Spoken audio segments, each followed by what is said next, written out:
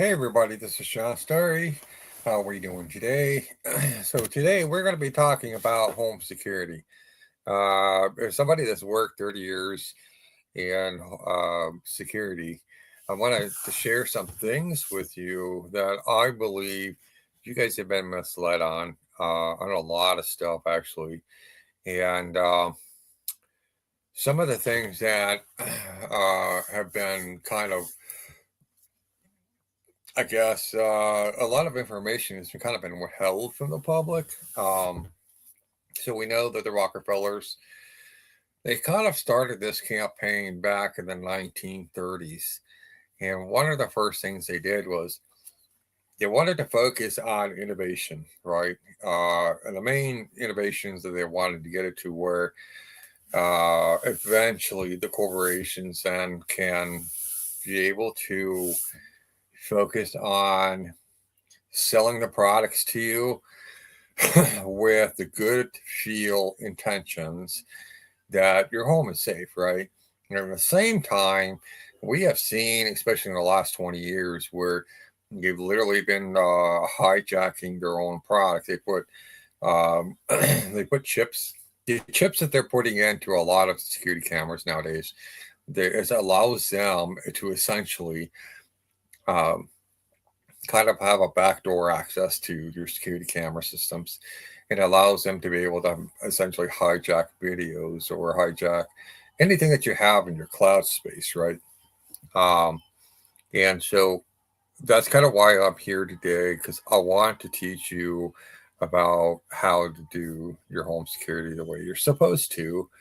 The same way kind of like the same format training that in a lot of security agencies get to utilize when it comes to like protecting buildings, right? So that's kind of what we're focusing on here today is your home, okay?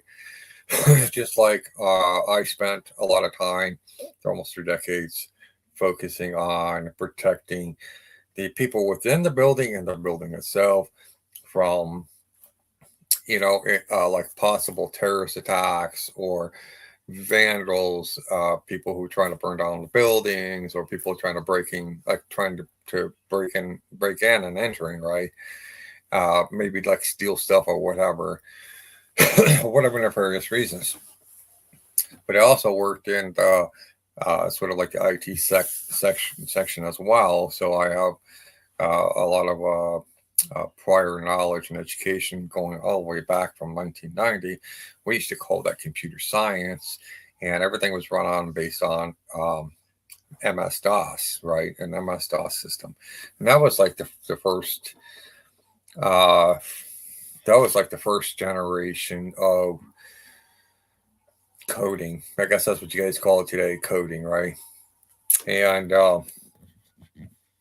over the years, I've gone to college and attended studies, and I've done a lot of a lot of other studies too. While being employed, we also have additional training. A lot of this training comes from like the FBI, like the government itself, banking institutions. There are like a variety of different government sectors, whether state or federal or Yes, we're talking like in the cyber IT security world. So we're always constantly looking for real time threats um, while we're on the job. So that's kind of why I'm here today is to help you guys figure out exactly how do you do your own home security. I'm going to teach you guys exactly how to do it as if you are a professional security consultant like I was. So we're going to start with the first training video. There's 3 training videos. They're very, very short. They're about, see, the first one is about 1:48. And we'll do one training video, then we'll go through it. And we'll talk about it, and then we'll do the next one, and so on. So I think the max amount of time, I think it's like 5 minutes. That was the last one. This is the one we did. My company did as a training video for home security. What if an intruder breaks into your home? But we're going to start focusing on the most important aspect of home security, and that is prevention. the prevention is key to your home security, hands down. So we'll get into that right now.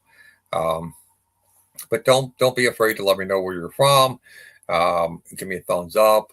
Make sure that you're sharing this with your friends and family, because what I'm about to share with you is probably revolutionary for today.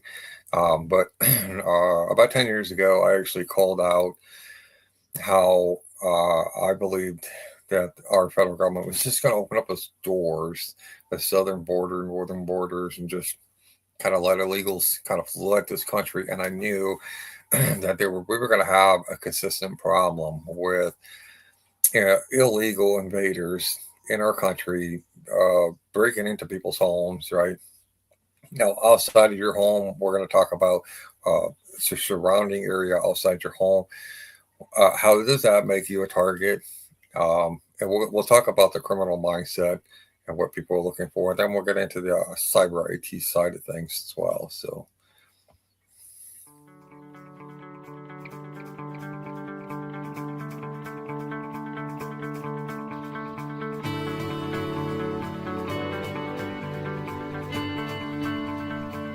Preview.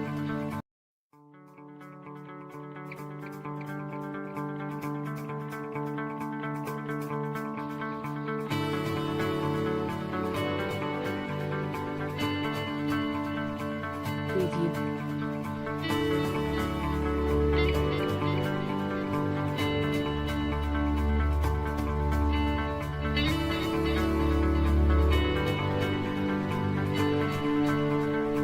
Preview.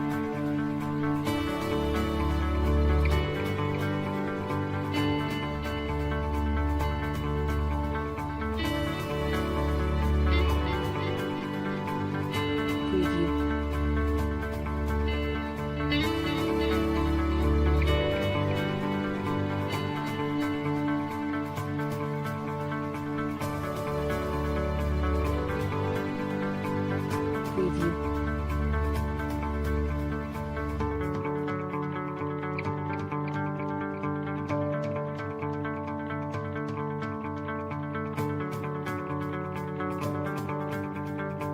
Preview. Preview.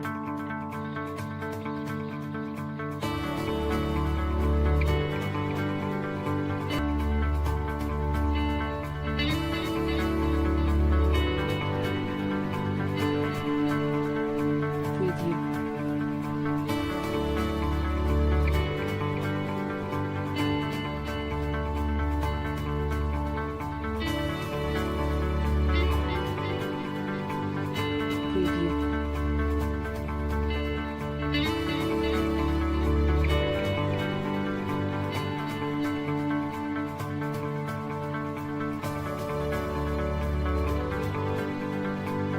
Preview. Preview.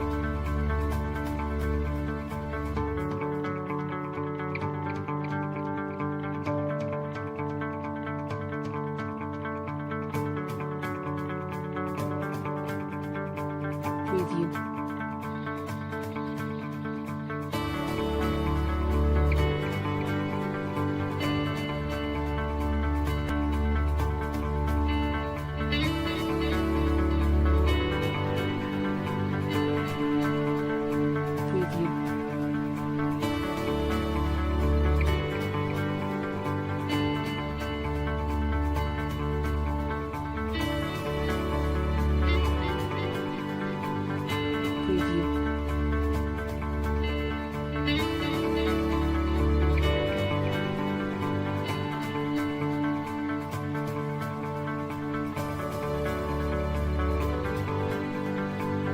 Preview.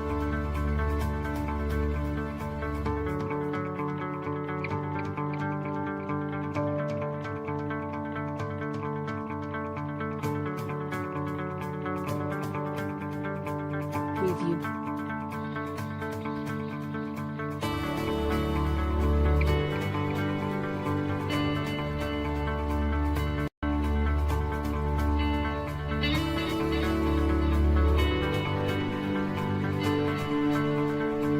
Preview.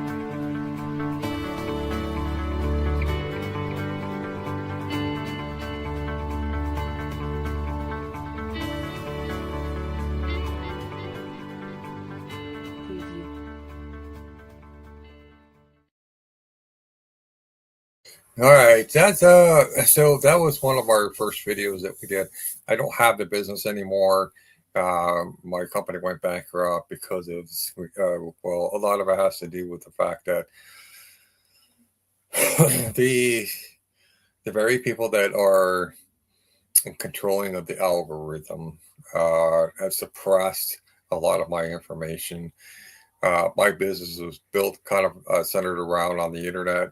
However, I've had maybe about 10 clients total, but for the most part, it was always by word by mouth. It's a very tedious type of business, but it was one that would have been very successful. Um, but this was back when um, this was before Trump became president. So um, when this was like in 20, I want to say 2012, 2013, 2014. Then I had the business for about a couple of years. Anyway, so some of these videos are kind of a little bit outdated. Now, on this first video, we're going to talk about um, prevention, right? That's the number one key to everything. I'll give you kind of an example. So I worked at one of the big banks, and one of my job is to stand outside in front of the bank. Now there were three other banks on the corner there. Like we had one across the street this way, we had one this kitty corner, and one across the street this way, right? And all of those banks, they were consistently getting robbed almost every single week. Now, our bank never got robbed the entire time that I was there, roughly about 2 years. We've never been robbed. We actually had a guy that robbed a bank across the street that way. We went over to ours, and I ended up detaining him until the police arrived. Now, prevention is literally the key to everything. And one of the big things is we saw in the video was about we're going to get into the criminal mastermind of how they do things, right? They're so oftentimes they use a scout. A scout is somebody who goes into scouts houses where you got a lot of nice stuff sitting in your yard, or just say you got a garage door that's open and you've got a boat, a Harley, or whatever else sitting in there, all a bunch of nice, expensive stuff, right? Um, and you've got your door open, you're inside the house for like during the daytime, like most of the day, right? But your garage door's open. Okay. What you're doing is you're broadcasting, you're advertising, right? What you have, right? Very nice, expensive stuff. And so scouts, what they're going to do, one of the things they'll do is they'll write down your address, right? And they'll write down what you've got in there, like your car, like your classic car, boat, a motorcycle, whatever, right? Um, and then they usually do is they kind of hand that off to the actual thieves, usually. And sometimes the scout can be the thief themselves too. It could be a neighbor. It could be somebody you least expect, right? It could be a family member, or it could be a really close friend. And those are usually the kind of the two big things. I had a friend one time who had gone out and bought this really expensive, like surround sound stereo equipment and stuff for his TV. And it has wires and stuff. And well, he had to like redo the drywall in his living room anyway, and so he buried the wiring behind the drywall. And then he mounted the brackets up and he put the speakers up, did the speakers in the corner, the top, the bottom, and then he has subwoofer behind the couch and all that stuff. And everything gets wired right into this little like a DVR box kind of deal for his TV. And he decided I'm going to show it off to my friends, right?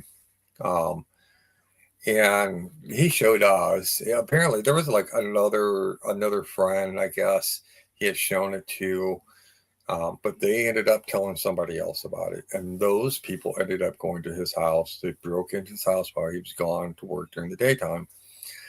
Most burglaries take place between the hours of 9 a.m. and 3 p.m., right? So that's the work hours. Most thieves don't have jobs, all right? If they do this, it's a like third shift or whatever. But the vast majority of them don't, especially when you got illegal aliens, like 100 million illegal aliens here in the United States. They're going to be wanting your stuff, right? This is the kind of like the bullshit talk that this Democrat socialists, but we just call them communists, right? They're just flat out fucking communists. Like the Democrat Party is dead. I mean, it's been dead a long time. Um, so these commies, they believe that they're entitled to all your shit. Okay. Um, and so they're oftentimes going to be looking to steal shit from people. And so I'll give you one good example of how they do this. So in the IT sector of things, I tried to share this with as many people as I know, personally and professionally. So when you are, when you're doing your videos like this, right? Here's the problem when you're doing videos. Uh, Oftentimes, when you make your videos inside of your house, right? Here's the problem: is you're broadcasting what you got in your house. I'll give you a good example. Like what you see right here, right now, is just a green screen. So this is not my actual house. Okay. Uh, if this was my actual house, which is not, it's green screen, all this nice stuff here, right? I would be broadcasting to the entire internet world what I have in my home, right? And there are active criminals right now, especially a lot of foreign um, illegals, right? And even just your thieves, your common thieves. They're actually scouring TikTok videos, right? They're anywhere like your Instagram or your Snapchat, especially like with Snapchat. Here's a problem with Snapchat is you end up giving away your location.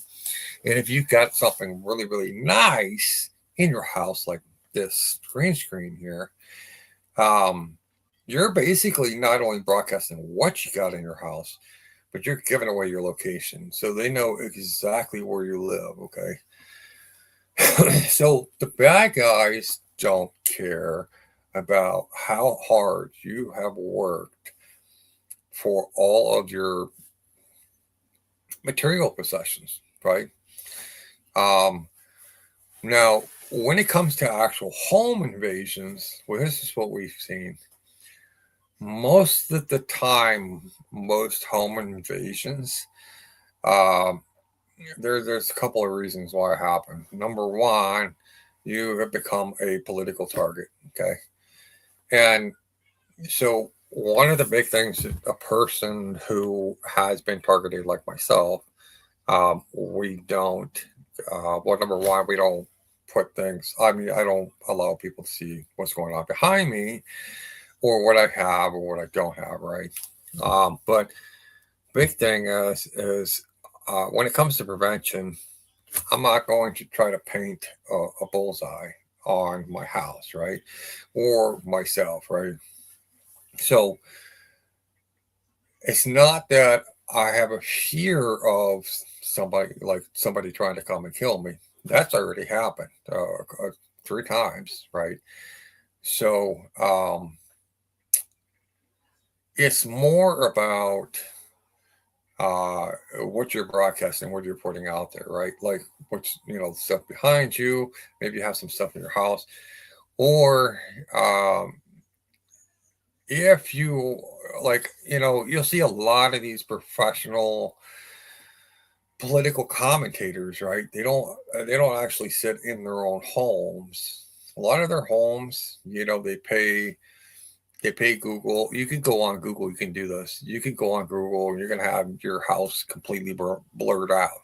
I don't. Most people don't know that. You can have your house blurred out. Here's the other thing. So the vast majority of people who become a political target is very It's gotten to be more common nowadays, which is pretty wild that we've got to this point. But before, it was pretty rare. But now, because it's more commonplace, that is why prevention is a big key.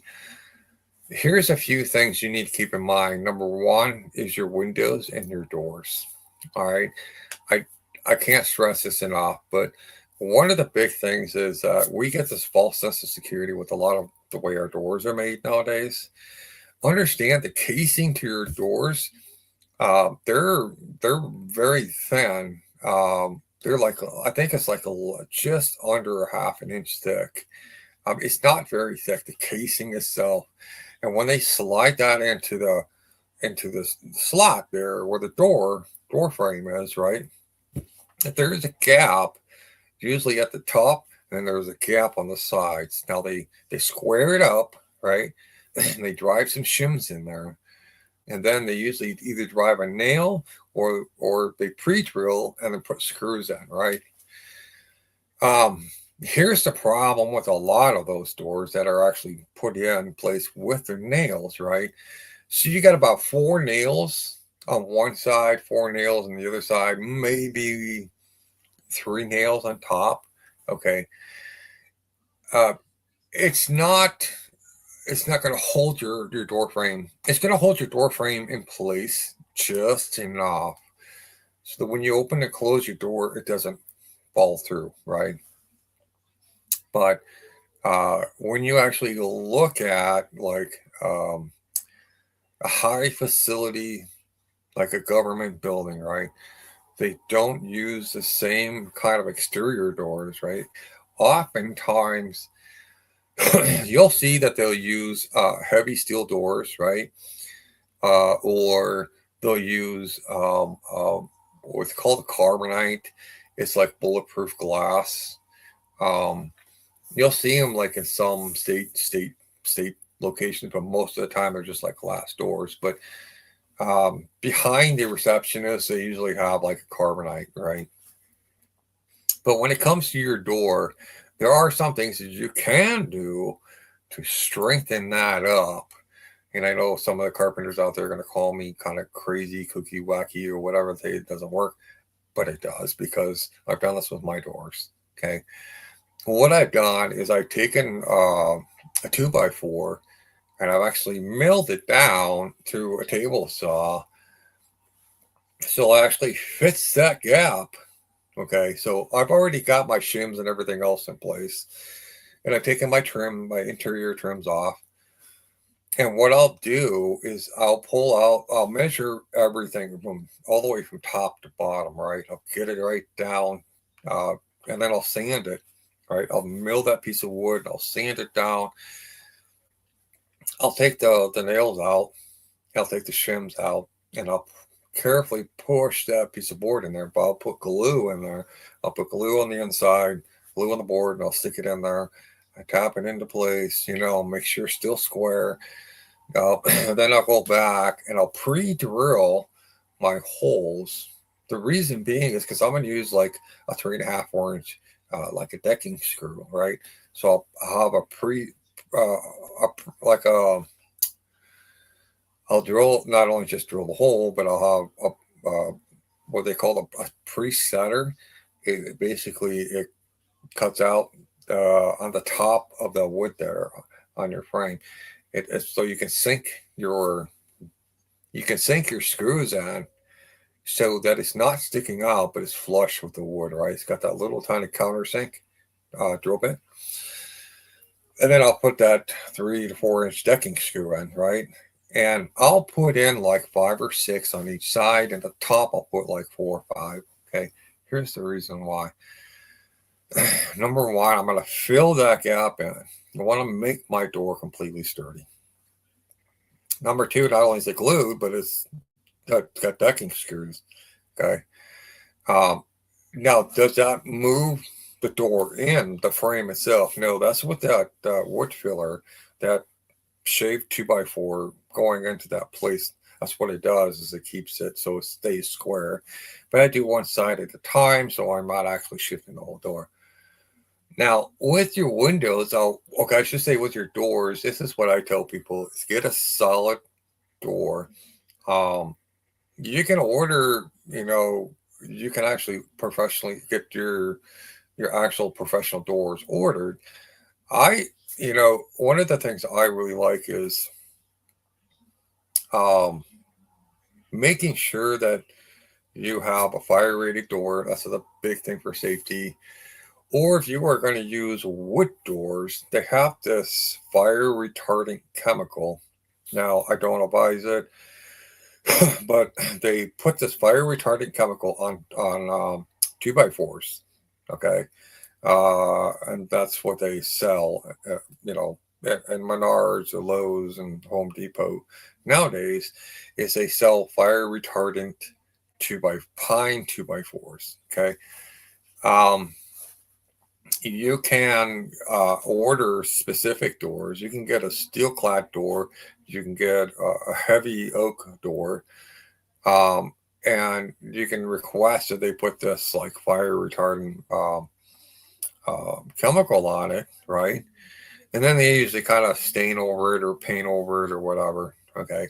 And it's a heavy door, but which means that you're going to have a really good frame to begin with. And decking screws really go a long ways with keeping that door solid with the filler gaps, right? You fill those in. Now, the big thing about the if your casing frame is made out of hardwood, there's a lot less chance for swelling. With a lot of your typical exterior doors nowadays, they're made out of pine wood. The problem with pine wood is that when it gets really cold, it shrinks. When it gets really hot, it expands. So a lot of times you see, when you're trying to open or close your doors, they stick, or they just don't feel like they don't just close just right. I'm a huge fan of real wood, like the oak, white oak, red oak, maple, even. Um, that's the kind of wood that I prefer. I have on my previous house that I used to have. But if that's not an option, there are other things that you can do. Now, there was a company, they're not in existence anymore, which is really sad because they actually offered a product and we've had it tested. Um, and it's called a linebacker door bar, right? And you can, I think they still sell them.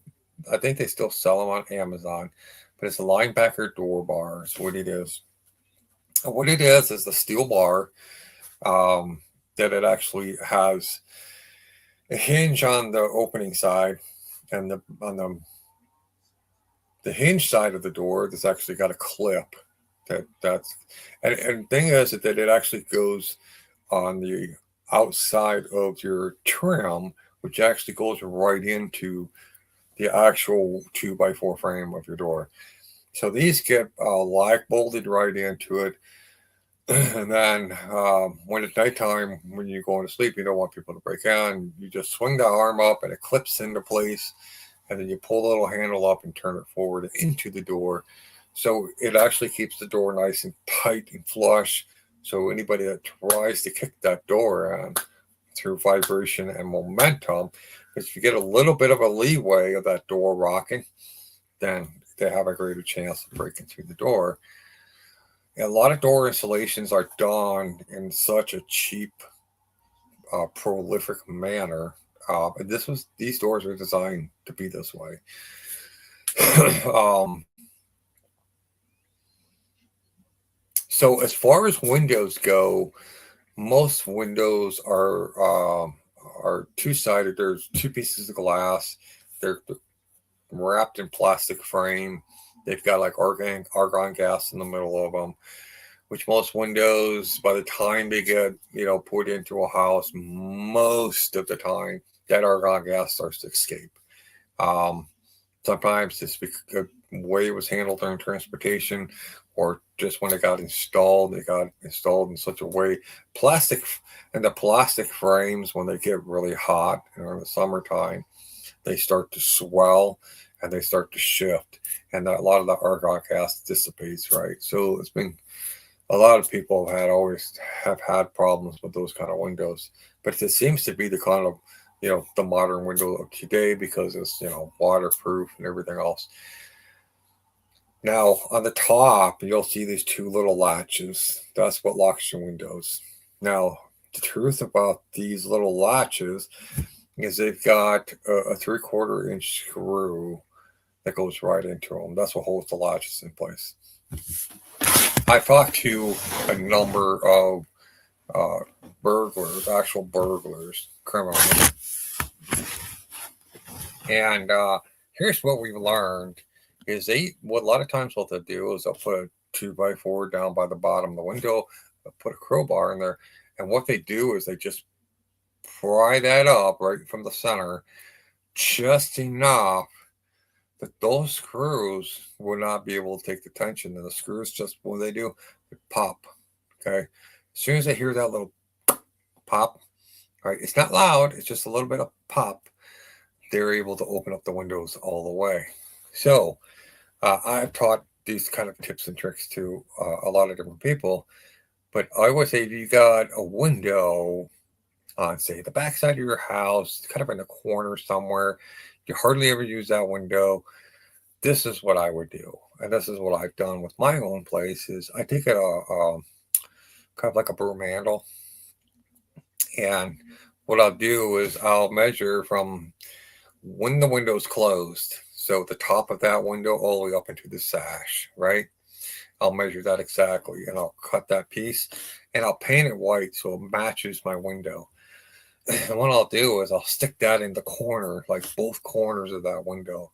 So if a burglar is trying to pry that window up, it's not gonna come up at all, hardly at all. Maybe the center of it might come up like a fraction of, maybe like an eighth of an inch or something, but it's not significant. He would have to get to the point where you'd have to put a towel over the window and then try to smash the window, right? Well, I got a solution for that. So if you go on Amazon, there's a product. You might want to write this down if you got a pen and paper. I'll give you guys a few seconds here. But there's a product that's called BDX. Okay. And what it is a window film. So it's like a plastic window film, got like adhesive on one side. You can get there's several different kinds. You can get them where they're kind of blurry. You'll see it's like some of the government buildings. We actually have windows that have that kind of a blurry film on it. That's there for a reason, because the government doesn't want to advertise like who's there, right? Because it kind of falls in line with like, oh, let's just say the HIPAA laws, right? Or it's all about protecting your identity. So if somebody's a passerby sees you there, people tend to talk too much. So the idea is like, okay, well, we're going to protect the citizens, right? Or they call them clients. We're going to protect our clients' identity by having these films that kind of just, we still get enough light coming through, but it's just enough to obscure. You can't really see through it, right? Or you can get the clear ones. In either way, if you put them on the inside and the outside of your windows, the top and bottom, what that essentially does is, I'm not going to say that it makes your windows bulletproof, but I will say this. If they go to try to smash your windows, that film is going to hold the window, the glass itself, completely intact, right? You'll see like a spider web crack, but the window's not, like the glass isn't falling in. It's there. And they realize that they have to dig. Like they're going to have to smash and dig and dig and dig. And the thing is most burglars, they have a general rule. Number one is don't be seen. and don't be heard, right? Those are two things that they have to concern about. Don't be seen and don't be heard. That's why sometimes you'll see, like in the hood, a lot of times the criminals will wear like a black hoodie, black balaclava mask, black gloves, black pants, nothing that can identify like the perpetrator, right? So if somebody has, let's say, a security camera, most of the time, the amateur burglars, they kind of stumble upon it like the last second when they're trying to break into a house. But usually by then they're kind of fucked. They know they got a general rule is if they're going to break into your house to steal something, it's 3 minutes. Or if it's like a home invasion with the intentions of killing the homeowner, it's 3 minutes. Okay. The response time for the police to arrive is anywhere between 3 minutes to could be 24 hours. It's like if you live way out in the bumfuck Egypt, it could be days before a sheriff deputy gets there. If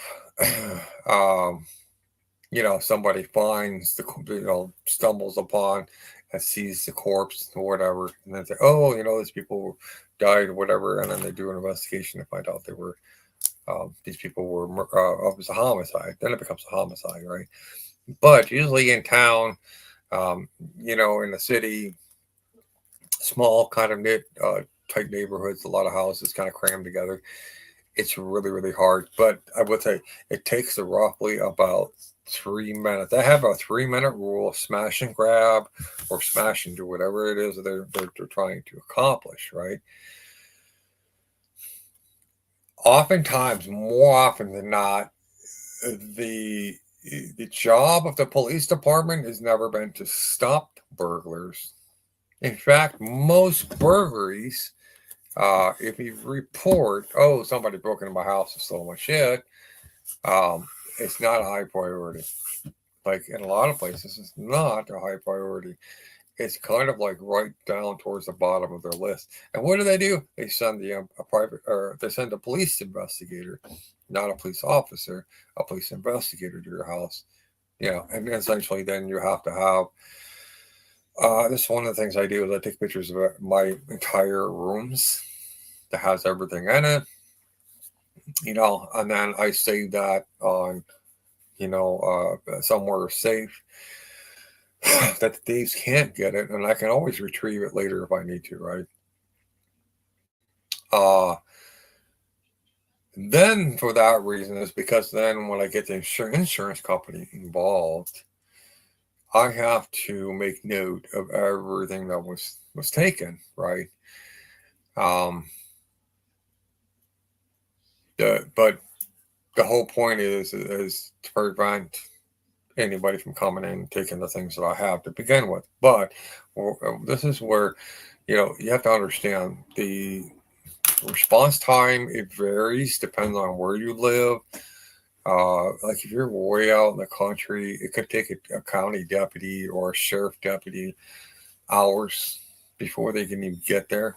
So, and I've had a former sheriff, retired sheriff. He actually reached out to me because of my services and stuff. Yeah, and then we found out, okay, well, how did he broadcast that he had, like, what was he broadcasting, right? So oftentimes we put like ornaments in our yards, right? A lot of people, like my wife, she would love just to decorate her entire yard with a lot of stuff. But I tell her that's kind of a bit of a problem because that's broadcasting that we either have money or we're some kind of a potential uh, uh, political target, right? So this guy was a retired sheriff officer. Excuse me, retired sheriff. So he was a police officer. So essentially, he had some like, retired sheriff, staff out in his front yard. And there was a mob of teens that took it upon themselves. And this was all during the whole defund the police movement that was going on. And they went in and they attacked him and his wife.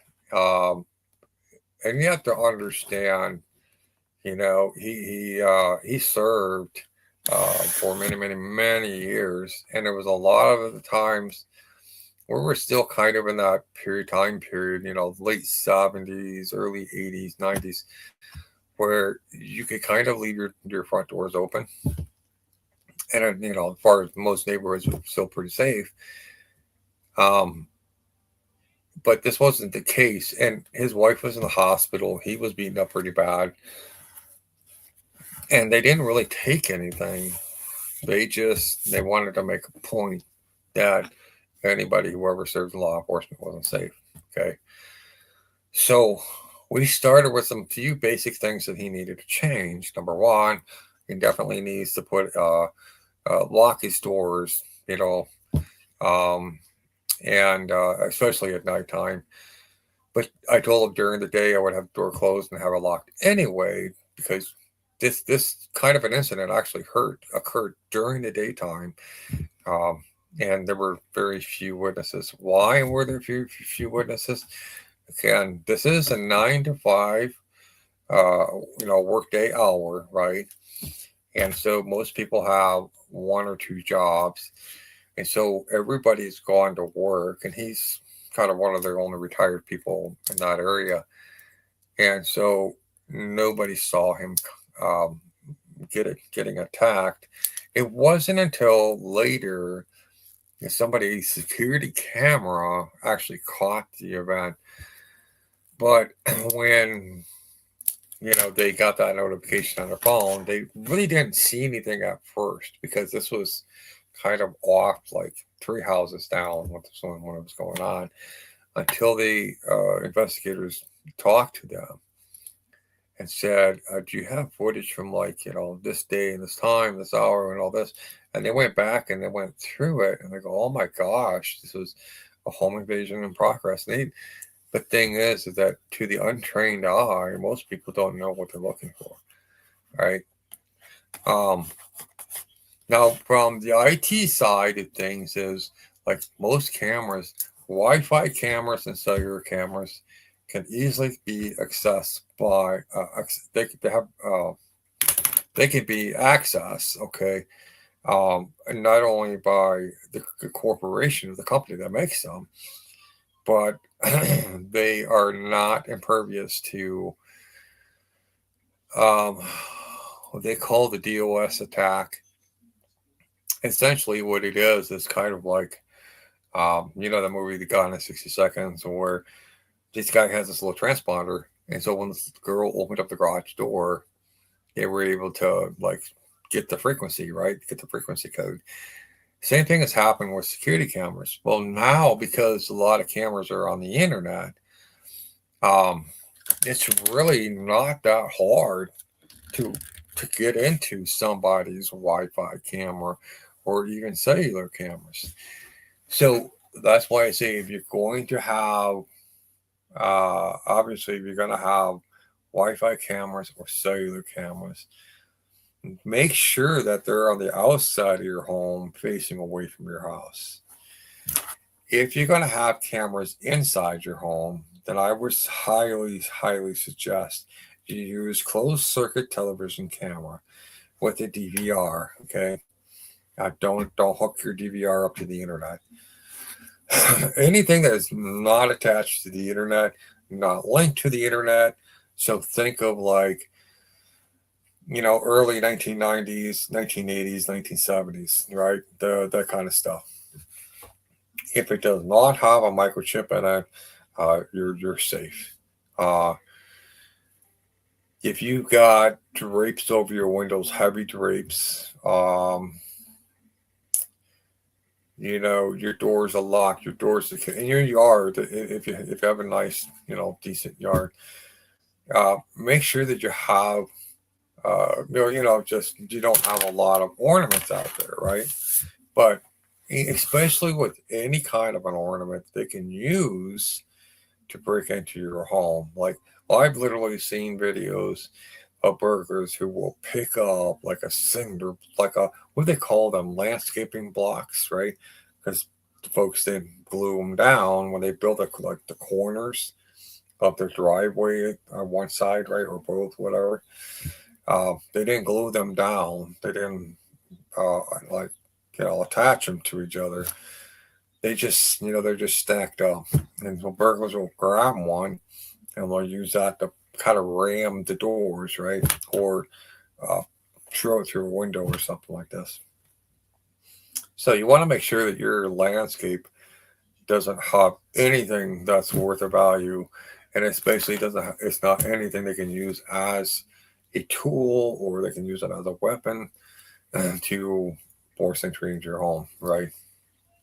Now, the linebacker door bar really does make a big difference, but when you do the thing like I told you about, filling in the gaps of your door frame between the door casing and the door frame, right? You measure it just exactly, and then you just sand it down so it's a little bit less, just a hair less, and you can be able to just slide it right in there, and you pre-drill your holes, preset, and then you can use decking screws, 4-inch decking screws that go right into the frame.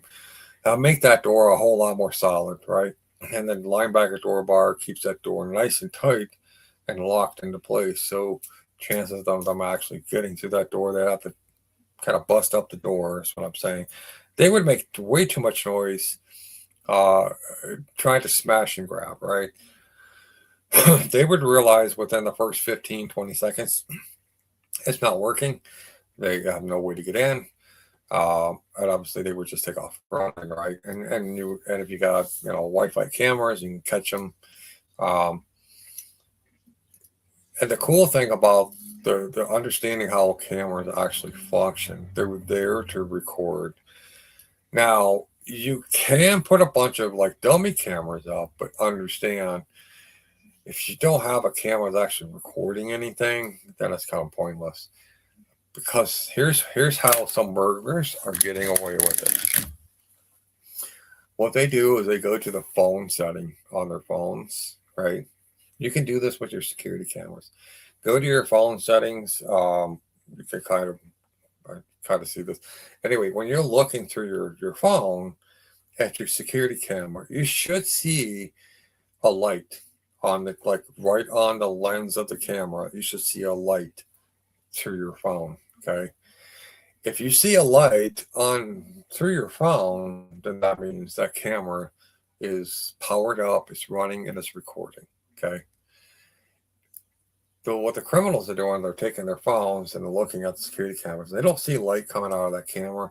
They know it's a dud. Okay. So don't try to put out fake cameras trying to fool them, because they're getting a lot smarter about how are they essentially, because when they're scouting, they're taking precautions. They're scouting out houses, and they're scouting out the cameras, and they can do this from a distance. They don't have to do this, up close. They can look, especially during the daytime. They can still look. They just kind of reverse the polarity of the picture, and they can see if your camera's got a light on or not.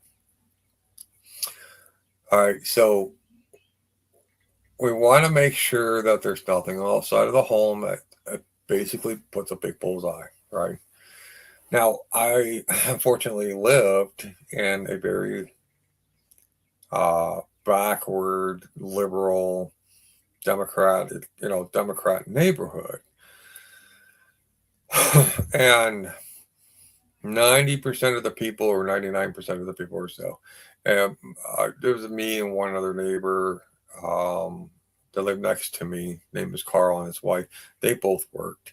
And then there was me, and then I think there was a retired lady across the street from me. But there was an abandoned house to the left of us, and it had a whole bunch of graffiti all over it and stuff.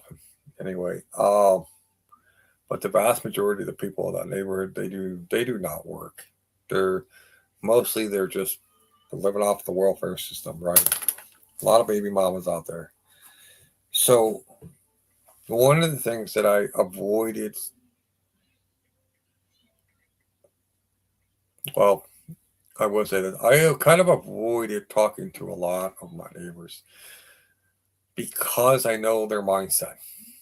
And at some point, they're going to want to come into my house and they're going to start seeing all my nice stuff. And then I'll be kind of a target of a burglary, right? We actually had a guy that broke into our house one time, regardless. He didn't get past our kitchen door, but he did get arrested. But I will say this: for the most part, our home was pretty secure. Um, Most people do not know what's inside of our house, and that's the way I like it. That's why I try to use a lot of the green screen kind of stuff, to kind of prove my point here. But criminals, they're going to be having a scout. They're going to scout your house. If they see that you don't have anything interesting of value, they're just going to kind of move on. They're going to move on to the next pool that's going to have a lot of nice stuff out in the front of his house, right? But if you're a political target, then that gets a little bit more complicated. This is where you would go on Google, and then you can request that your house be blurred. You can pay an attorney to essentially have a lot of your records locked down and your address to be what they call that redacted, right? For privacy reasons or whatever. But unless you're really a high value target, we call it HVTs. If you are a high value target, then this is where, say like you're a witness to, I don't know, some big profile case, right? And usually you would end up in WITSEC, which is called witness. It's like a witness relocation, where they essentially kind of change your identity. They put you in like in a safe house somewhere where you're safe.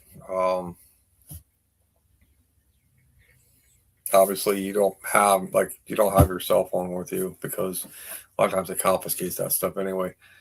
But they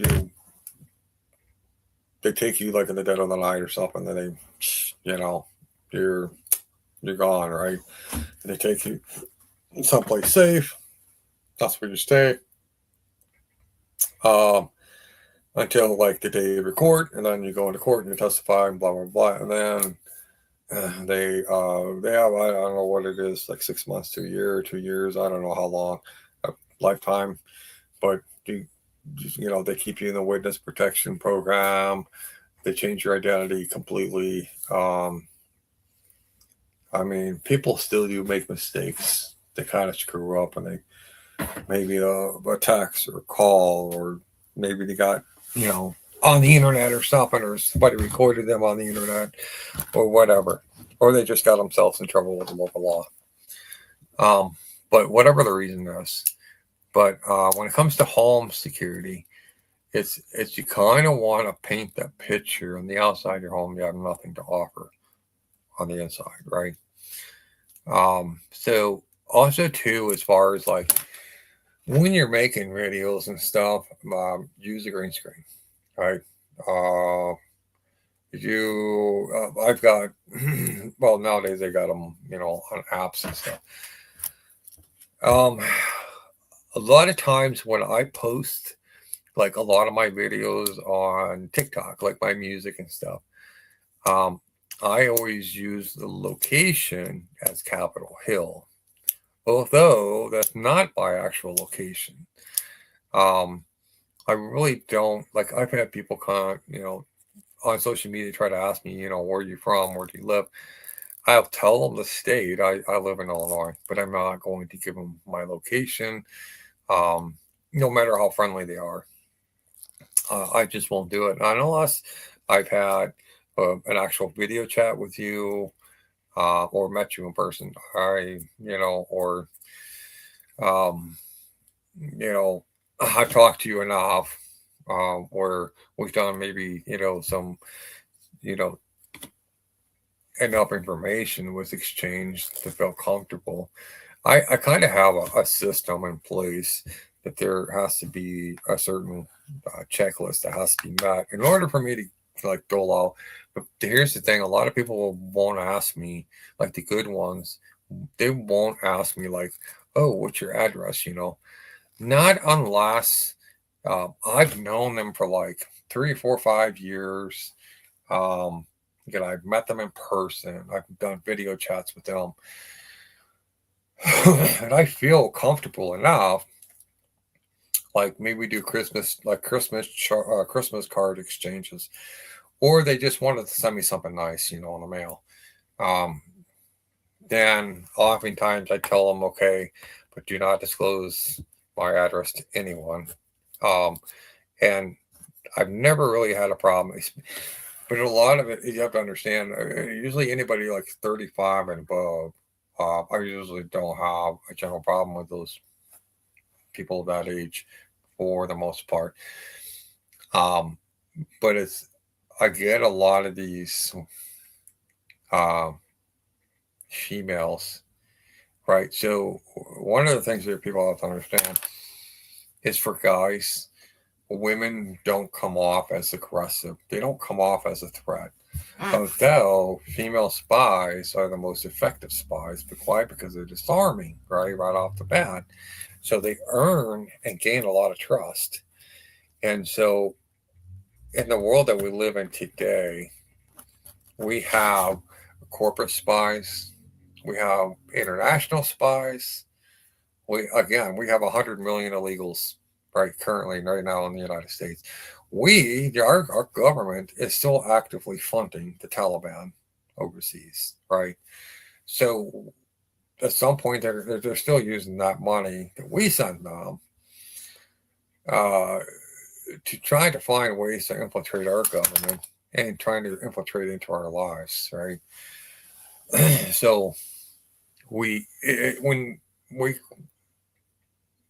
when I tell people this, your home is your sanctuary, right?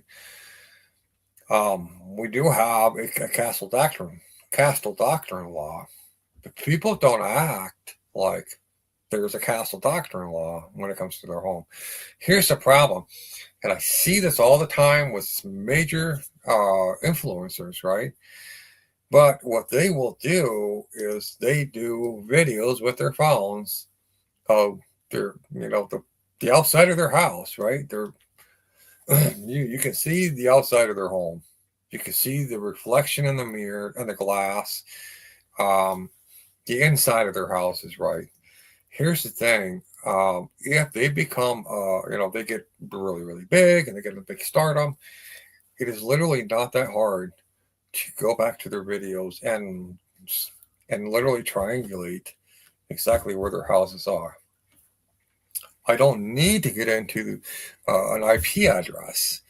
I can just go off by the videos, the pictures, because they're essentially giving away their locations, right?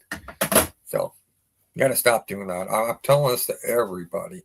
Stop doing that. If you like your private life, you understand the castle doctrine law of protecting your own in your own home. Don't put yourself out there to become a high value target.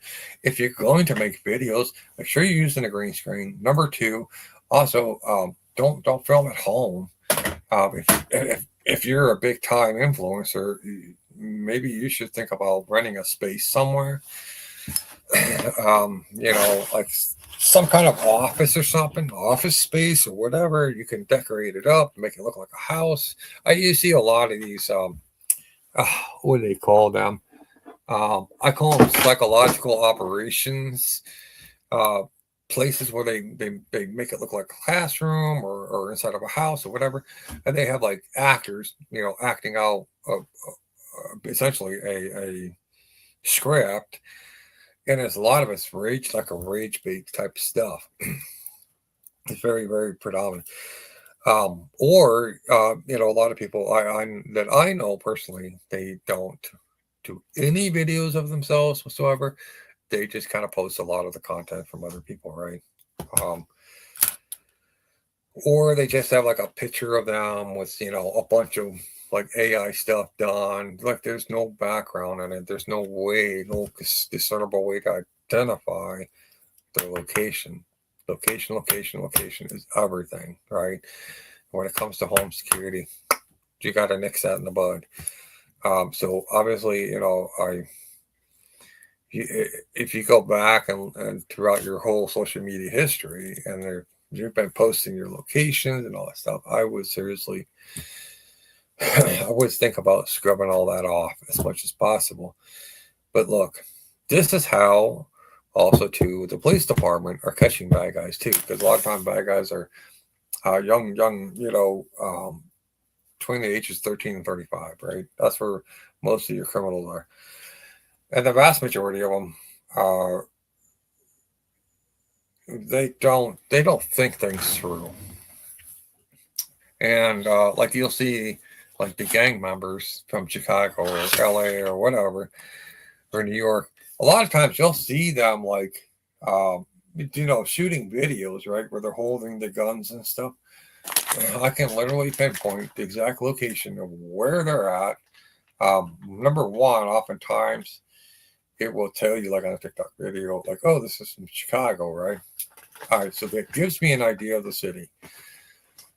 Then I'll take the frame shot of the buildings themselves and I'll match that to Google.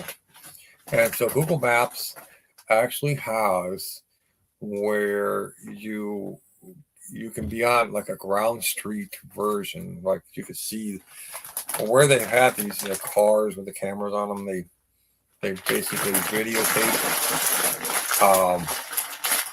like everything as they're driving by, but it's also recording in like GPS and real time. All that's being recorded. And they update it, like Google updates it, like I think it's like every 4 years or 6 years or something like this. Anyhow, the buildings are like the big giveaways, right?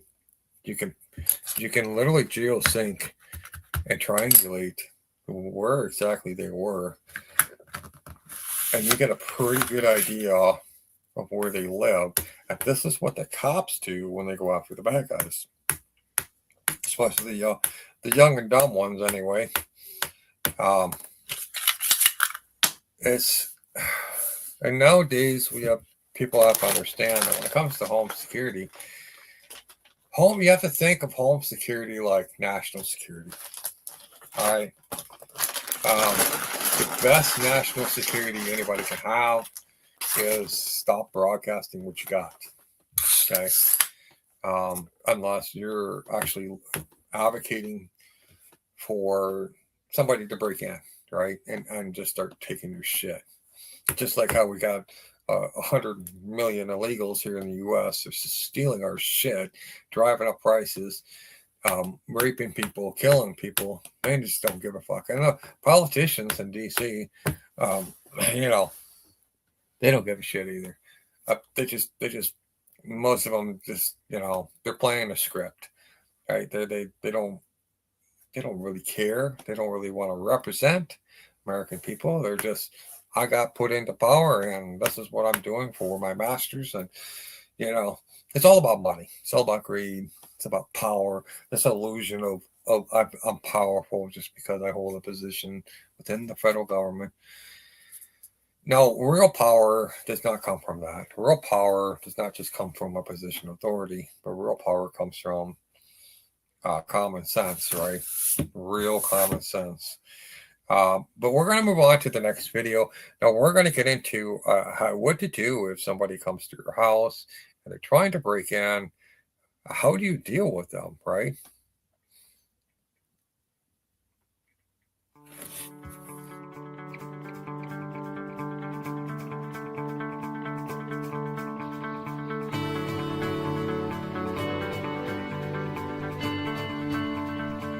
Preview.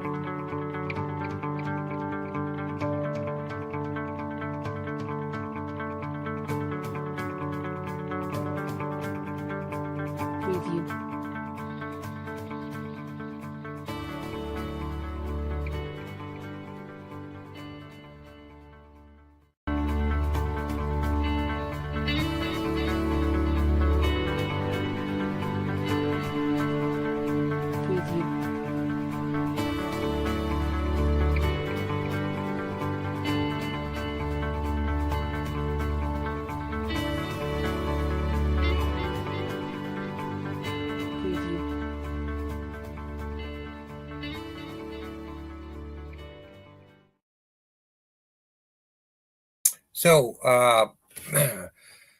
again, I'm just going to share this with you guys, but I don't have my business anymore, so I don't sell security cameras anymore or anything like that, or constitution services. But that's why I'm doing this video for free. I highly recommend you use closed circuit television cameras. You have the cameras, you have DVR, everything's wired in, and you do not hook it up to the internet. The whole purpose of the cameras are to record the events, right? However, if you are going to use a Wi-Fi camera, like just in case if you're not, you're at work or you're going to be, gone somewhere, if somebody comes to your door, then you can use a two-way audio features speaker system on it, right? Don't point the camera, that Wi-Fi camera, to the street, to where kind of showing where you live. Put it off to the side. That's kind of focused maybe in towards your yard, but it's point towards your front door. But it's kind of like more so towards your yard. Maybe you got a big tree in the background or something that obscures the landscape, right? But you can use a two-way audio. Have a script in your mind. You know exactly what you're going to say. And I've heard some were really good ideas from some women before. Was they would say, "Well, my husband and I can't come to the door right now, but what can I do to help you?" Right? This lets the burglars know, okay, or potential scouts, right? That there is somebody home, even though your car's not there. They're gonna be like, "Oh, okay, well maybe the car's in the shop or something," right? And the scout was like, you know, keeping track of your habits and stuff, and when you go to work and stuff, right? Um, Here's another thing too. We oftentimes we have this like routine, the schedule, right? Switch that up at least once a week. I don't do it on the same days. Do them, on an odd day. Then next week do it on an even day or something like that. And then the next week do it on another even day, and then the next week do it on another opposite, odd day, right? But don't you know use the same days. Maybe like change up your routes, how you get home.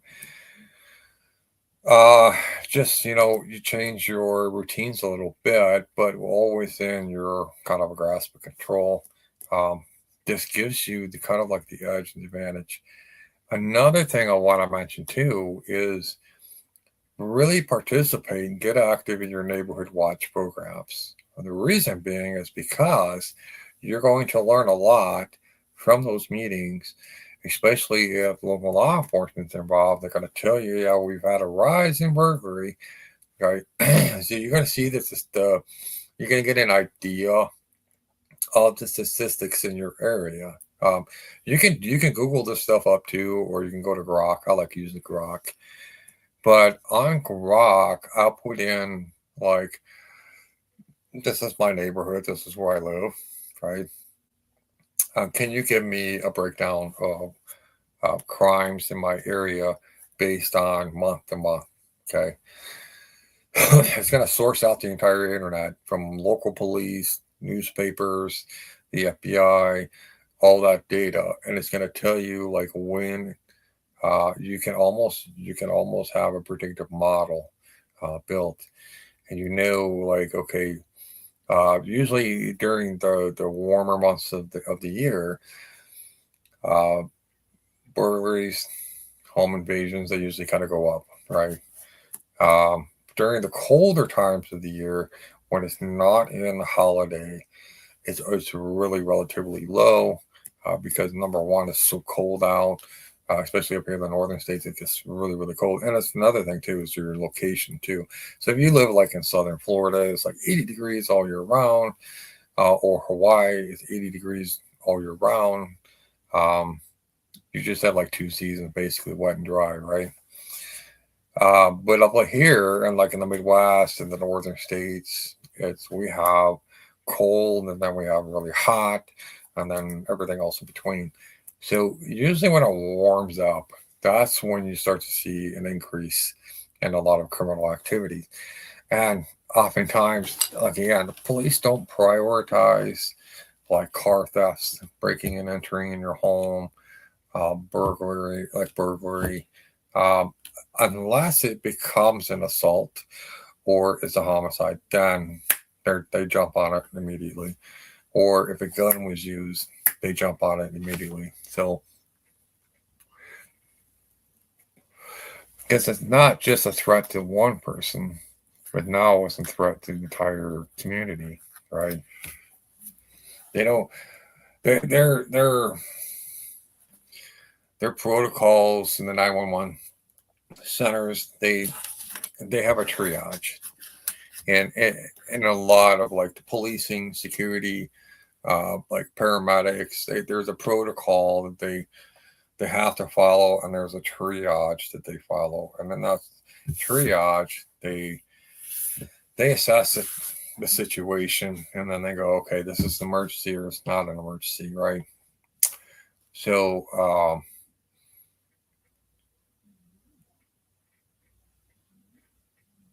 so there's a few things you can do too, and the prevention side and deterring. It's like you got bushes around your house, cut them really low, right? Yeah, if you can't, then I suggest you put up a closed circuit television camera, kind of pointed in that area. So if they're trying to hide behind something, you're going to see them, right? Um, I've done this before with my other house. What I've done is I put monitors up in every room. And then I literally have all of my cameras hooked up to a DVR, but which also goes out to all of the monitors. So every monitor in my house, it had cameras, like, a whole bunch of cameras, there's little like square sections on the monitor. And I can see anything and everything that's going on the outside of my house, right? I will also cover all the blind spots where I can see if there's any activity, things that are going on. But I'm gonna trim a lot of stuff. I'm gonna cut things down to the size anyway. Keep it nice looking at least, but it makes it almost hard for them to hide behind. If you got bushes that have thorns on them, that's another great plus too. Um, Especially if they're right up against your house, it makes it harder for them to kind of reach over and look into your windows. Um, But here's the thing that a lot of people don't realize. This is where they get into the IT side of things. Your computers, your TVs, your phones. Um, there are corporations. We know that the government's been using the backdoor entry to not only listen in, but they can actually see. If you're in bed, watch TV, what you're watching, or your people responses, all that kind of stuff.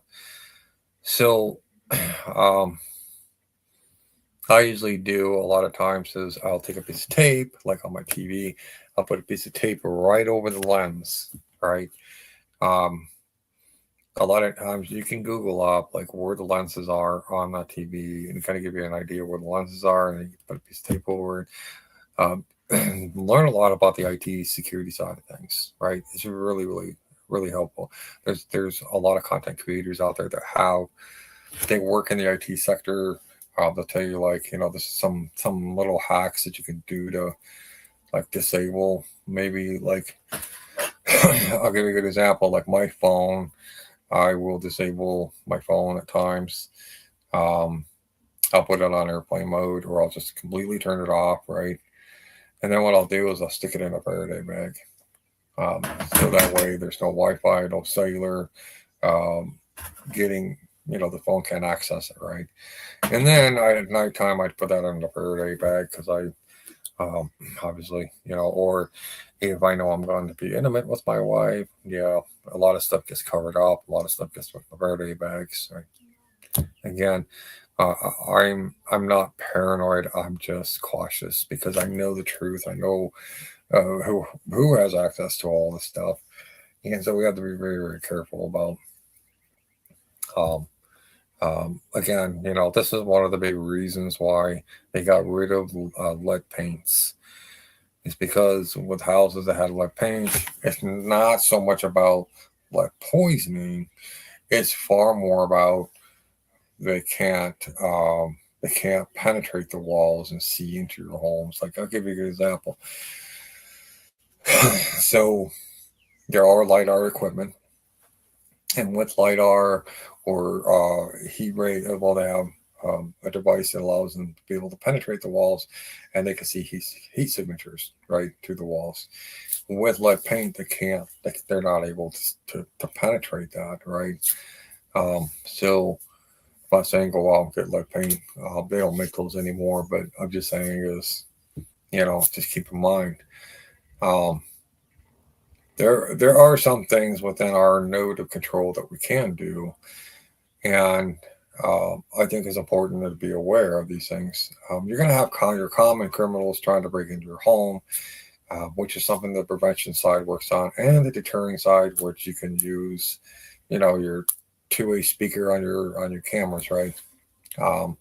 So now, what happens if somebody breaks into your house and is a threat, and you have castle doctrine law? I'm going to show you exactly how we recreated a kind of like a training video on how to take defensive measures, right? So this is kind of like a defensive measure, like say, the military takes, or somebody who's, obviously professionally trained, right, in this. So when you have like team members, obviously, you're going to do a kind of like a rotation, sort of in a sense. But if you're home by yourself, in this particular video, this is we see this all far too much, where women are oftentimes the biggest targets. Why? Because they're and they're, as far as the endurance goes and strength goes, it's easier for a man to overpower a woman. Now, we have seen like tons of reports in the past where they've been using fentanyl, right? So what they'll do is they'll take like a plastic bag or something and put a little bit of fentanyl in there, and they'll wrap it around your door handle of your car, or your windshield wiper blades, or even your house, right? While the bad guys are lying in wait. As soon as you open it up and start sticking your head into it, you inhale it, and then you're trying to make your way into the house, and then they come in from behind you, right? And they end up overpowering you, and bad things happen. Okay, so in this particular case, the mother is home by herself. Her husband is actually away at work, maybe coming on the way home, and they have, the Wi-Fi camera, and he gets a notification to his phone, and he sees what's going on, so he's trying to hurry up and get home. But in the meantime, he's calling the police, right, to get there as quickly as they can, because maybe he's, I don't know, a couple seats away or whatever for work or something, right? Now, the wife, oftentimes they're not trained on how to respond to these kind of situations. So this is where this training video comes into play. Exactly how you should identify a threat, deem the threat, and then try to neutralize the threat is using de-escalation forces, right? In the video, you're going to kind of see where we kind of did this approach where the wife was kind of made one critical error, and we did this on purpose, where she said her husband is not at home. Okay, big mistake. That's something women should never say. But instead, there are other approaches that you can take instead of saying, "Oh, my husband's at home right now," or whatever. Right? I would say, "Who are you? What do you want?" And obviously, if it's somebody that you don't recognize, tell them to leave immediately, or leave a business card in the door, whatever, and just leave. Right? Your home is your sanctuary, and you have to fight. You have to fight like a dog to protect it, right? Especially if you're a mother with children. That's a big role that you have. In this society today, we're seeing kind of more reports of Women just, a lot of single moms just really don't kind of care about the children, and that's kind of showing. But if you're the kind of a person with the common sense and really love your children and you want, give them the best life, rear them and get them ready for adulthood, this is a training video for you. And it's for husbands. This is something you should do as well if you're home and you're faced with the credible threat. So we're going to get into this video and then we'll talk about it afterwards.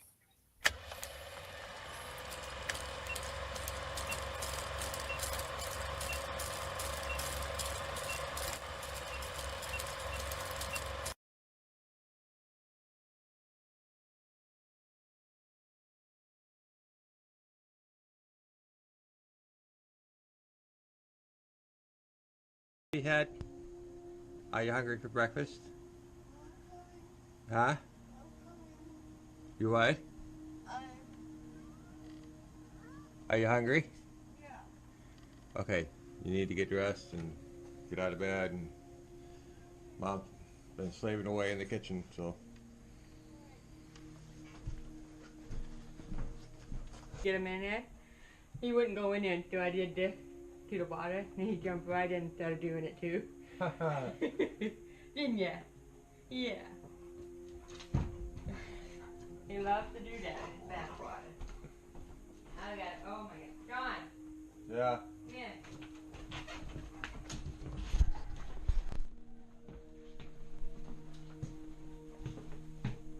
Oh my goodness. It's a lot of dog hair. Yep. Not all over you. Yeah. Yeah. You get all clean. Good dad. Oh, good boy. Good girl. Yeah, you guys got all clean, didn't you? Yeah.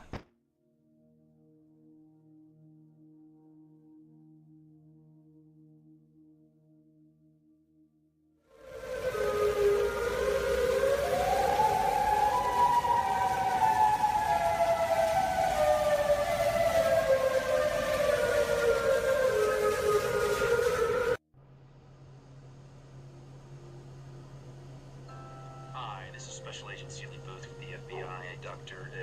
Malloy. This may sound a little strange, but we recovered a mummy that may be evidence in a...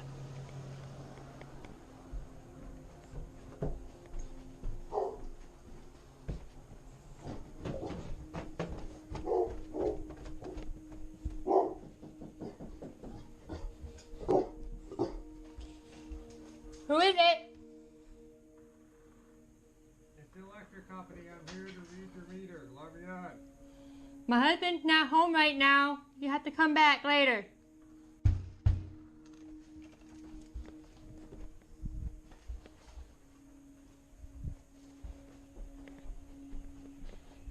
There's an intruder in the house. Get up to your safe room.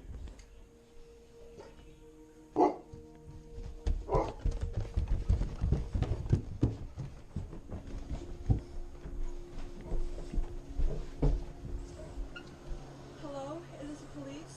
There's an intruder trying to get into the house.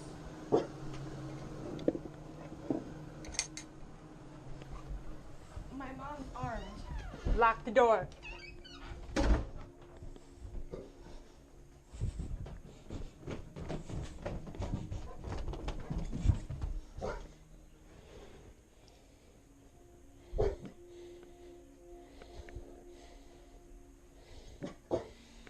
Go away. I called the police and I have a gun.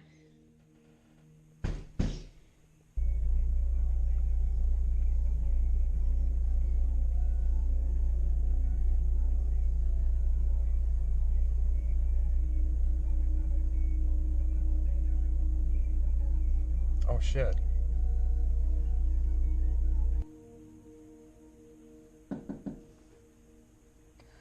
Go away. I called the cops. I have a gun.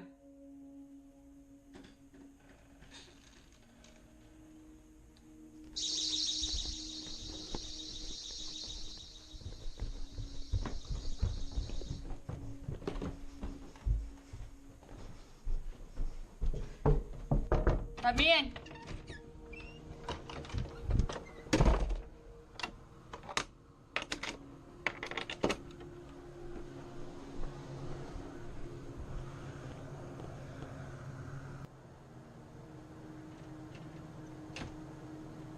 Go away or I'll shoot! Go away or I'll shoot! Go away or I'll shoot!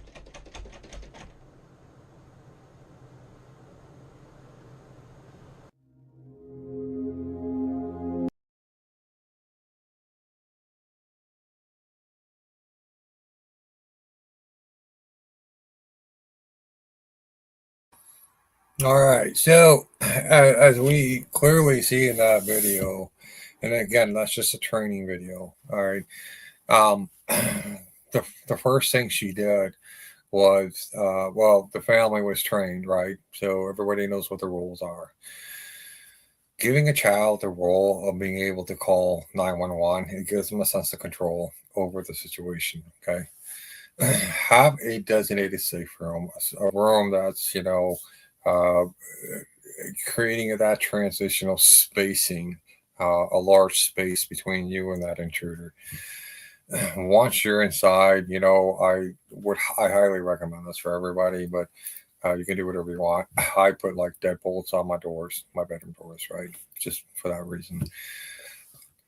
The reason being is because if they're actually coming in to actually do your harm, because a lot of times we don't know if they're there to do us harm. We don't know what the real reason is. And if you have a Wi-Fi camera system up with a monitor in safe with your design safe room, you can see exactly who it is on the outside of your house. So if it's a police officer, okay, you approach that a whole different way. Number two, if then this is where it eliminates a lot of mistakes. Like we've seen like tons of videos out there where homeowners didn't know who it was, and there was a cop trying to execute a warrant, and the homeowner had no idea who was on the other side of the door because they were blind. They did not have that tactical advantage. You go, oh, it's the police. Obviously they're trying to gain entry. I always tell people just make sure your hands are. I always say get on your knees. Put your hands up like this. They see your hands. The cops are always looking at your hands, right? Let them force their way through your door, okay? Because eventually, at some point, they're going to have to be the ones that are responsible to pay for the damages. If the warrant is not valid, or if it's valid, doesn't matter. Make sure that they see your hands. They cannot justify any kind of shooting. There's no mistakes, no accidents. There's nothing, But we have seen in the past that there has been police shootings, unfortunately. But for overall safety wise, it's really, a good idea not to have anything in your hands.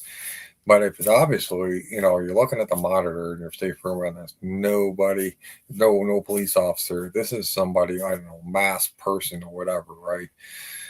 Kind of like, I'll give you a good example. So there was a woman from Minnesota who was a politician, right? Her and her husband, or she was a politician, and she was voting on a very critical bill that would essentially not allow, I guess, illegals to get benefits or whatever,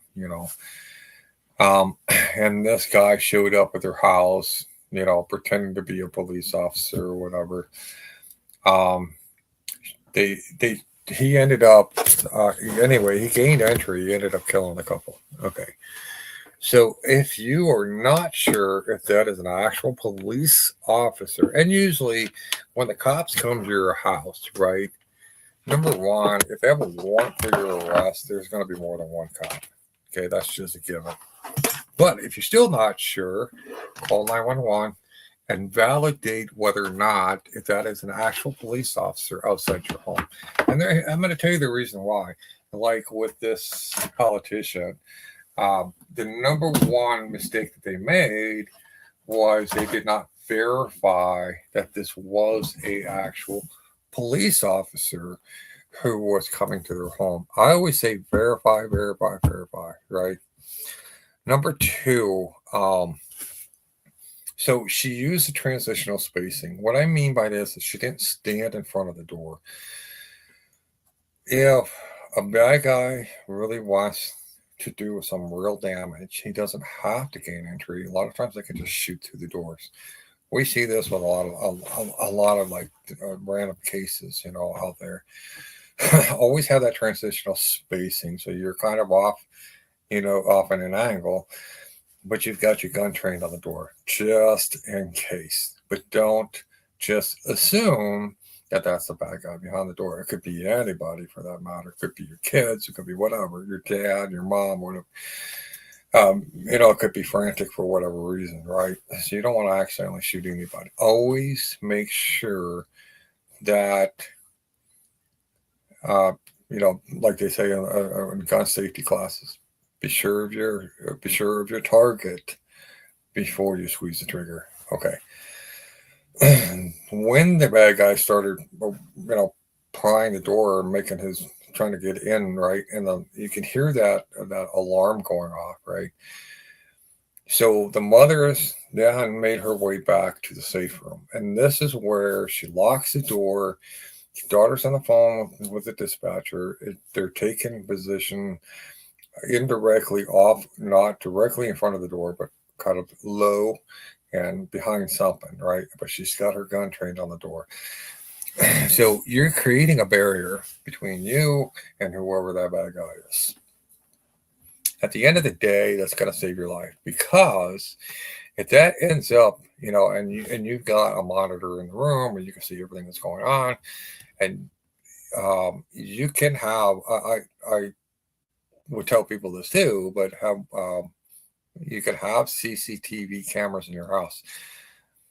In most states, and I would say all 50 states, the only place you cannot have a security camera is in the bathrooms. That's for major privacy violations right there, right? And I would say, have them in your hallway. This way you can see as you are in your safe room and you're barricaded behind a door and taking a low position. You can see exactly who is on the other side, who's coming up the steps, who's trying to, essentially work their way to you, and maybe around your living room or something like this. And the reason being is because this is a recorded event. So if a shooting does take place and does occur, and once the police arrive, all right, those particular videos can completely exonerate you right off the bat, right? Because the responding police officer is usually the investigative officer. So they can determine whether or not you get arrested right at that moment or not. But because of the castle doctrine laws, like states like Texas, if somebody breaks into your home, obviously with intent to force to hurt you, you have the right to defend yourself. But when you're in states like, for example, like Illinois, for example, and like a lot of places, they have a law that if you fire a gun within the city limits, you can still get charged for that. It's usually a small charge. It's not a felony, but it's a misdemeanor. Usually it's like $50 fine or something like that. It's better to take that $50 fine in defending yourself. Like in this case, where if the guy had broken through the door and the wife ended up shooting this guy, right? And you've got cameras up to show that, maybe, and here's another thing too, from a tactical side of things, is you can actually see if they have a weapon, okay? If they've got a gun, or if they've got a crowbar, or they've got, something in their hands, obviously, right? And they're using that, trying to force their way to get to you, right? So oftentimes, it's all about getting that tactical advantage, right? Creating that transition and creating the barrier and having a safe room and being able to get to the safe room very, very quickly. You can barricade yourself into it, but you also want to have a secondary exit. Okay. So like in that particular video, they had a rope ladder. They can open up the window, put a rope ladder in place, drop the ladder down side of the house, and they can climb down that ladder. Okay. Because if the bad guy decides, well, okay, she's barricaded herself in her room, in her upstairs bedroom or whatever, I'm just going to set the house on fire or whatever. they still have a way to get out. So when you have a safe room, if it's not a steel, like a steel reinforced box that's literally fireproof, um, you want that secondary exit. Okay. Big thing is never tell anybody outside your family where your safe room is. That's, again, anything that's in your house, it should not be shown to the public. It should not be shown to anybody. Okay. That is yours and yours alone for that reason. However, I would highly stress to always make sure you got a lawyer on a retainer in case if anything happens, because if the cops do confiscate your DVR, and they're going to be going back and they're going to be looking at all the videos. If they determine that your life was in jeopardy and you took steps to go through that transitional phase, right? You get your family to safety first, to a safe room. You're taking defensive measures, and it obviously is the deterring method failed, right? And then you relocated yourself to your safe room. All right. After that point, if they still continue to pursue you, then they can establish this person had intent to do you harm. Okay. And oftentimes, when they look at this, they're going to say, okay, well, this was a home invasion, obviously for the intent of doing bodily harm. However, if it's a bunch of group of, of thugs that have made their way into your house and they start stealing your shit, okay, I always tell people, keep your most prized possessions, like in your safe rooms, or like in your bedrooms when you've got a deadbolt lock, right, or a room that has a deadbolt, right. In your most common areas, to keep it as plain as possible, things of low value, because if they come in and they realize they don't see anything, they have 3 minutes. Most of the time they know the 3-minute rule. So if they can't really smash and grab and take anything, if they take a TV, okay, TVs are a dime a dozen nowadays, right? They're like $100, maybe a couple $100. It's not really worth smashing and grabbing, breaking into a home, obviously with somebody who has a gun. But always make sure you check your local laws, your state laws, as to what you can and can't do, and check with your local police department too, because listen, understand what is their response. How are they going to treat this?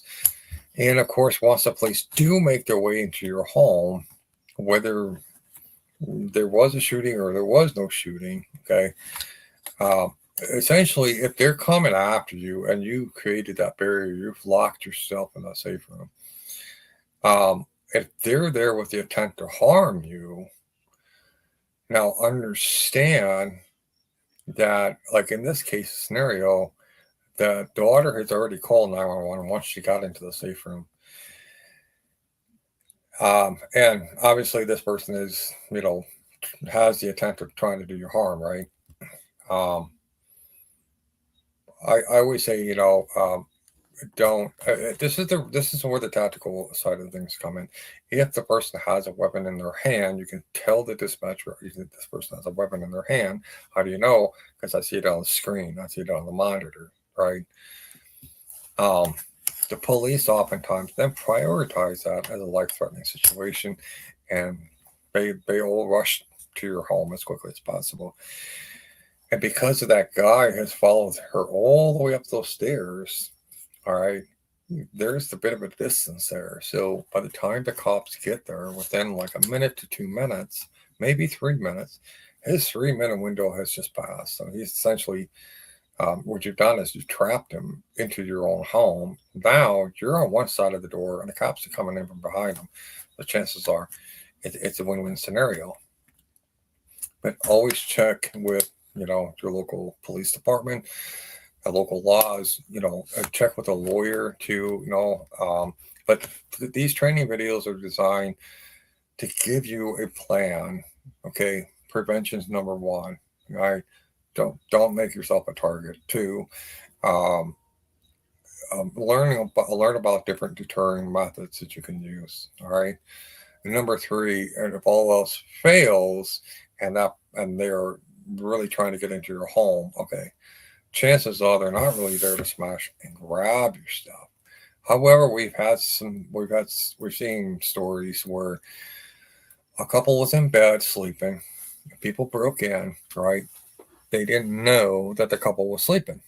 They didn't know that anybody was home because maybe their car was parked somewhere else, and they ended up coming in, and then the homeowners were kind of startled awake, and they went to go see what's going on, and they ended up getting shot by the perpetrators, right? Or the opposite side, where the homeowner ends up shooting the perpetrators. Okay, it's a good idea to have a security camera focused at the doors from a distance of the other side of the room, coming to the doors, right? But keep it closed circuit television camera, just for that very reason.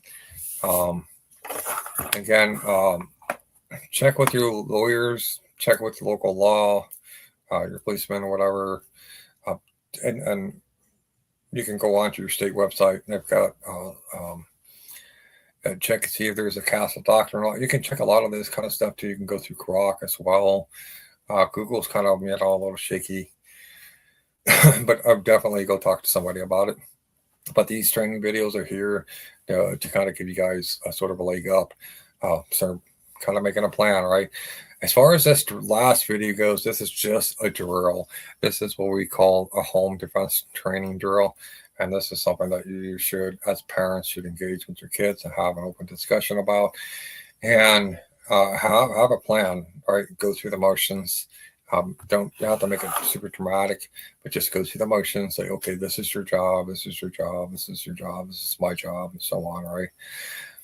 And then you want to switch up the scenarios. So if the dad's not home, the mom's home with the kids, or if mom and dad is home, or if it's just dad at home, switch it up, because this is where you're going to learn about tactical advantage. It's always, again, safe room, having closed circuit television cameras with your DVR and your monitors in the safe room. But I would also have additional monitors around the house as well, so you could kind of see, like, the kitchen, like, oh, who's outside your front door. This now the Wi-Fi cameras on the outside of your house facing down in front of your front door or back door or whatever. This is what is really good for your phones, right? And that gives you that tactical advantage. And you can, obviously, you can use the two-way speaker. If you feel more comfortable, you can go retreat to a safe room and then use your two-way audio. But that's all I got for today. My name is Sean Starry. I'm a former military contractor, provided armed security for state, federal, and local levels. I want to thank you guys for watching, and be sure to share this with your neighbors and friends and family, and get the word out there. Again, all this is free for you guys, and my biggest concern has been always for you guys to stay safe. All right, till then, God bless you.